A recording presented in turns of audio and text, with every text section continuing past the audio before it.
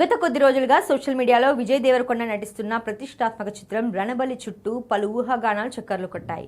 Shooting సమయంలో విజయ్ దేవరకొండ ఏకంగా 7 క్యారవాన్లు 50 మంది అసిస్టెంట్స్ కావాలని డిమాండ్ చేశారని, దీనిపై నిర్మాతలు అసంతృప్తి వ్యక్తం చేశారని, అంతేకాదు ఈ వ్యవహారం నిర్మాతల మండలి వరకు వెళ్లిందనే వార్తలు వైరల్ అయ్యాయి. ఈ ప్రచారం అభిమానుల్లోనూ చర్చకు దారితీసింది. అయితే ఈ వార్తలపై ఇప్పుడు చిత్ర నిర్మాతల్లో ఒకరైన మైత్రి రవిశంకర్ స్పందించి పూర్తి స్పష్టత ఇచ్చారు. సోషల్ మీడియాలో ప్రచారంలో ఉన్న కథనాల్లో ఎలాంటి నిజం లేదని, అవన్నీ పూర్తిగా నిరాధారమైన ఊహాగానాలేనని తేల్చి చెప్పారు.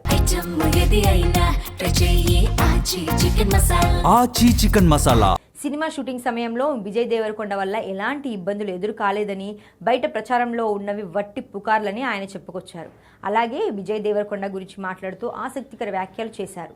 విజయ్ ఎప్పుడు తన పని పట్ల నిబద్ధతతో ఉండే నటుడని, సెట్స్లో పూర్తి ప్రొఫెషనల్గా వ్యవహరిస్తాడని, షూటింగ్ విషయంలో క్రమశిక్షణతో పనిచేసే వ్యక్తిగా ఆయనను ప్రశంసించారు. దీంతో గత కొన్ని రోజులుగా వినిపించిన వివాదాస్పద ప్రచారాలకు చెక్ పడినట్లయింది.